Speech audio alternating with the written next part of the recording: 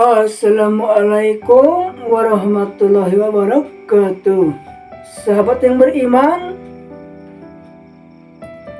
wa qala Musa Rabbana innaka ataita fir'auna wa malahu zinatan wa amwala fil hayati dunya Rabbana liyudillu an sabilika Rabbana atmis ala amwalihim wasdud ala qulubihim fala yu'minu hatta yarawul adzabal alim.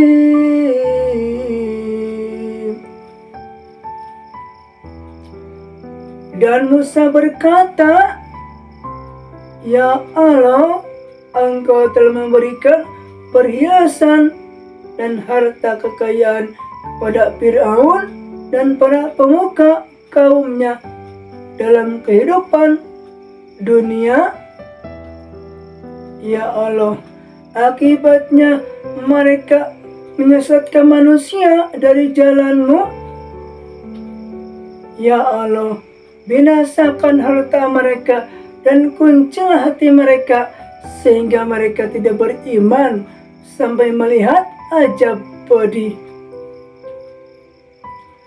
Nabi Musa memohon kepada Allah agar Fir'aun dan para pemuka kaumnya serta tentaranya dihancurkan karena mereka tidak mengikuti seruan Nabi Musa. Ketika Nabi Musa dikejar-kejar Fir'aun mau dibunuhnya, lalu ia berlari ke tepian Laut Merah. Disitulah Nabi Musa kebingungan, maju kena, mundur kena, sekak seter kalau dalam catur. Kemudian ia berdoa, Ya Allah, selamatkan kami dari kaum yang zalim. Kemudian Allah memberikan wahyunya, Wahai Musa, pukulkan tongkatmu ke laut. Maka dipukullah laut itu, terbentanglah menjadi jalan. Nabi Musa bisa melewati Laut Merah. Atas izin Allah. Kemudian pasukan Fir'aun dan bala tentaranya mengajar Nabi Musa, menyusul Nabi Musa sampai ke tepian Laut Merah. Di situ berhenti sejenak, lalu mengejar lagi sampai ke tengah lautan. Disitulah Allah menenggelamkan Fir'aun dengan bala tentaranya. Bahkan kursi emasnya ada dalam Laut Merah, sepatu emasnya ada dalam Laut Merah. Allah berfirman dalam surat Al-Baqarah ayat 50. Wa idh faraqna bikumul bara fanjainakum wa faraqna ala fir'aun wa antum tandurun. Dan ingatlah ketika kami Allah membelah lautan untukmu dan menyelamatkanmu, lalu kami tenggelamkan Fir'aun dengan pengikutnya serta bala tentaranya, sedangkan kamu menyaksikannya sendiri. Fir'aun sempat mau mempercayai agama yang disampaikan Nabi Musa, tetapi ditolak oleh Allah. Mengapa? Karena keimanannya itu terjadi saat ia menghadapi sakaratul maut. Allah tidak menerima pertaubatan orang yang taubat saat ajal tiba.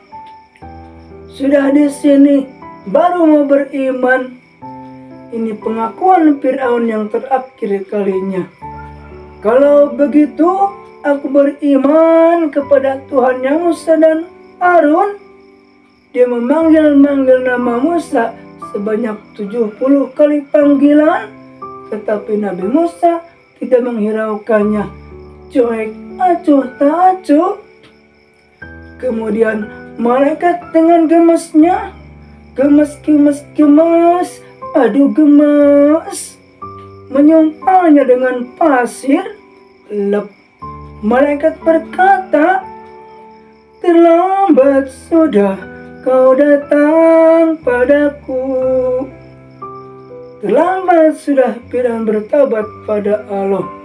Kemarin kemana saja kau ketika ada pembawa peringatan datang kepadamu, Nabi Musa. Bahkan dia memperlihatkan tanda kebesaran Allah. Tetapi kamu tidak mengindahkan kebenaran, menyombongkan diri. Bahkan kamu mengaku sebagai Tuhan. Sekarang tiada ada maaf bagimu. Tertutup sudah pintu maafmu, tertutup sudah pintu taubatmu. Sekarang kini baru kau rasa. Kalau sudah tenggelam baru terasa. Kalau sudah tiada baru terasa kehilangan ampunan Allah. Bacalah Al-Quran, Nabi bersabda, walaupun kau punya satu ayat sampaikanlah, punya satu hadis sampaikanlah, insya Allah berkah dunia akhirat. Seandainya Fir'aun itu memanggil nama Allah satu kali panggilan saja, ya Allah, ampuni kami semua, kami bertaubat padamu, pasti Allah mengampuni dan menerima taubatnya. Karena Allah sudah berjanji kepada dirinya sendiri akan menerima taubat orang yang bertaubat padanya. Allah berfirman dalam surat Az-Zumar ayat 53. Wa ya ibadiyalladzina asrafu ala anfusihim la taqnatu min rahmatillah innallaha yaghfiru dzunuba jami'a innahu huwal ghafurur rahim.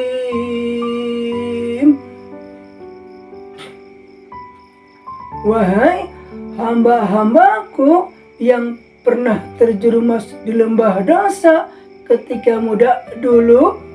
Apa lembah dosa itu?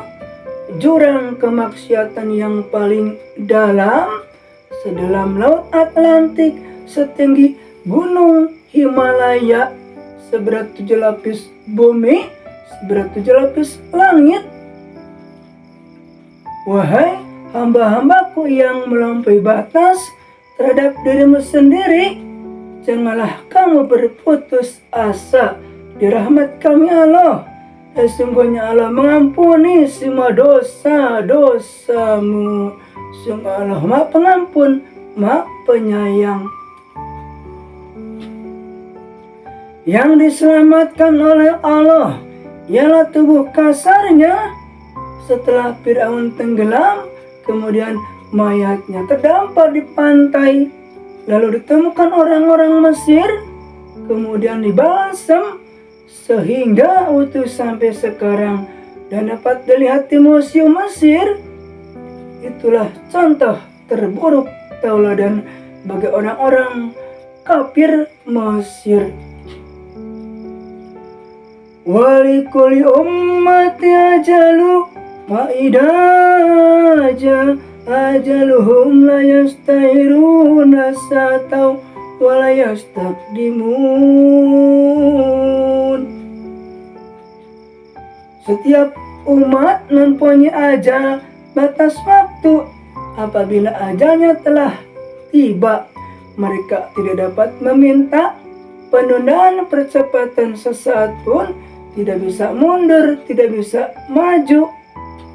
Sungguh ijal itu tidak bisa ditawar-tawar, tidak bisa ditolak, tidak bisa disogok dengan uang. Sungguh malaikat ijal itu sangat taat atas perintah Tuhannya. Mengapa taat? Ketika disuruh sujud, ruku, tasbih. Karena malaikat tidak punya larangan. Coba pegang malaikat laki-laki, perempuan. Nah, seandainya Nah, malaikat tidak diberi nafsu.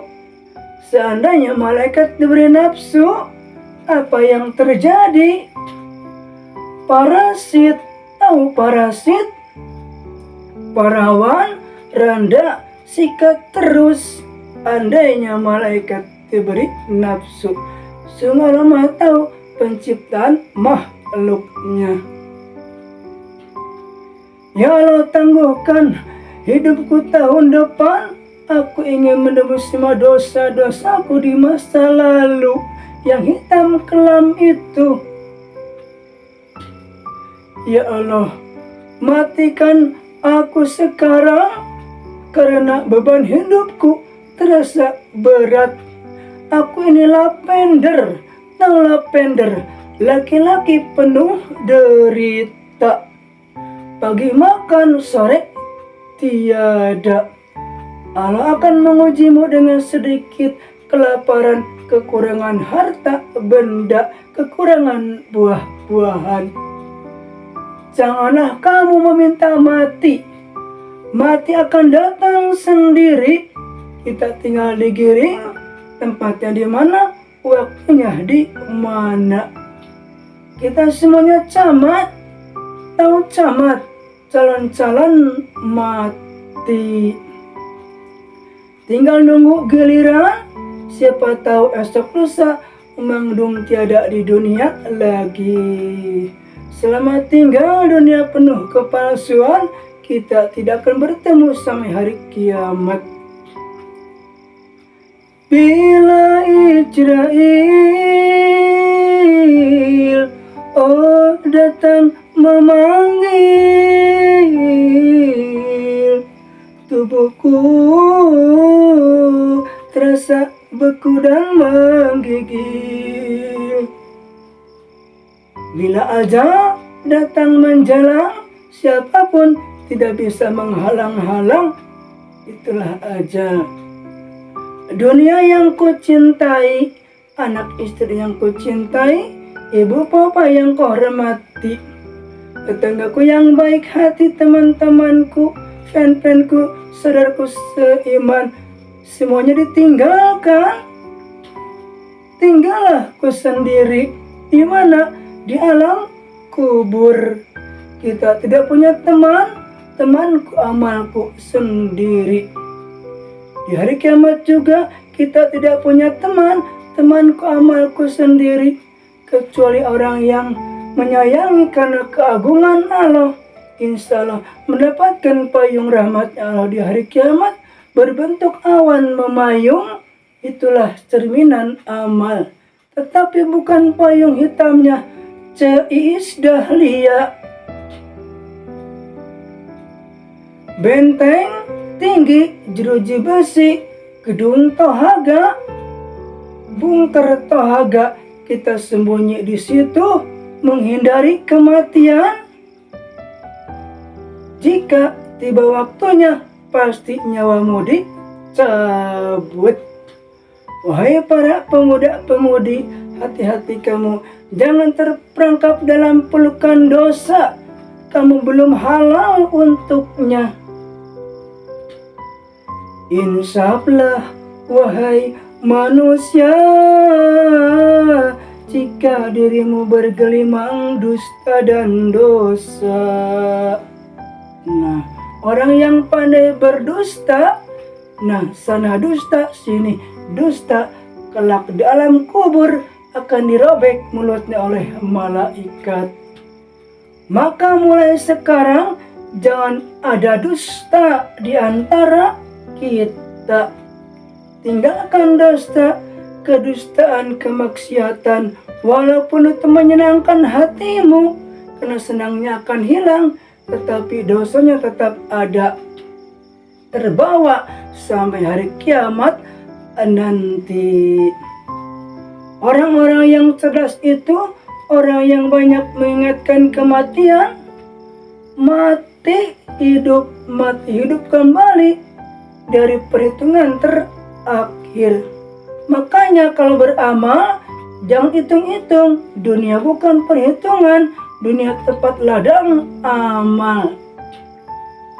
Fastabiqul khairat maka berlama-lamalah dalam berbuat kebaikan. Maka barang siapa yang berbuat kebaikan seberat jarah, niscaya ia akan melihat balasannya dan diperhitungkan di hadapan Allah. Maka barang siapa yang berbuat kejahatan seberat jarah, ia akan melihat balasannya dan diperhitungkan di hadapan Allah bagaimana orang jahat balasannya. Rabi'ani muqimas sholati wa min duriyati Rabbana wa taqabbal du'a. Ya Allah, jadikan aku dan anak cucuku orang yang tetap melaksanakan sholat. Ya Allah, perkenankan doaku. Doa ini dipanjatkan Nabi Ibrahim saat memohon kepada Allah agar anak cucunya tetap melaksanakan ibadah meskipun dalam kondisi sulit dan sempit. Doa ini juga kita baca saat menghadapi kesedihan dan kesusahan, sehingga diberi kekuatan, ketabahan, dan kita tetap semangat menjalankan ibadah kepada Allah Subhanahu wa Ta'ala. Rabbana ighfirli wali walidayya walil mu'minina yauma yaqumul hisab. Ya Allah, ampuni aku dan kedua ibu bapakku dan semua orang yang beriman pada hari kiamat ketika diadakan perhitungan. Semoga perhitungan kita mendapatkan buku catatan di tangan kanan. Ketika dipanggil di hadapan Allah dan manusia tidak bisa berkutik, orang yang pandai bersilat lidah memutar balik kata, nah yang salah jadi tertawa. Yang benar jadi di penjara. Oh ya nasib, mengapa pengadilan dunia begini? Kita akan menghadapi pengadilan Allah yang Maha Adil. Al-yawma natimu ala afwahihim wa tukallimuna aydihim wa tashhadu arjuluhum bima kanu yaksibun. Pada hari ini kami tutup mulut mereka yang pandai berdusta, bersilat lidah, memutar balik kata. Ramok-ramok ini akan bicara kepadanya, kepada badannya sendiri, dan kaki akan menjadi saksi kemana kamu melangkah selama ini. Dan Allah tahu apa yang kamu kerjakan di masa hidupmu. Ketika dipanggil Bapak Fulan bin Fulan, ini buku catatan amalmu selama 70 tahun. Dia membacanya. Dia bahagia apa yang dikerjakan di masa hidupnya. Dan sebagainya keluar, wajahnya menjadi berseri-seri. Wajahku sekarang berseri-seri, senyumku sekarang manis sekali, pandangan mataku bercahaya. Alhamdulillah bisa memandang wajah Tuhanku di surga. Kita lagi sholat dipandang Allah, kelak di surga memandang Allah. Ini orang yang menerima buku catatan di tangan kirinya, Bapak Fulan bin Fulan. Ini buku catatan amalmu selama 70 tahun. Dia menerima dengan tangan kirinya, lalu membacanya. Buku apaan ini? Sebenarnya buku ini jangan dikembalikan kepada kami. Iya, wajahnya saking malunya di hadapan Allah, wajahnya mendadak menjadi membiru. Biru langit itu indah, tetapi biru wajah orang-orang kafir sangat memalukan. Tertutup dosa-dosa kemaksiatan. Akhirnya menangis. Untuk apa kau buang air mata yang tiada arti? Walaupun tangismu darah, aku tak sudi menerimamu lagi. Akhirnya tertunduk malu, penuh kesedihan, kaduhung temai tungtung. Nah, itulah orang yang rugi.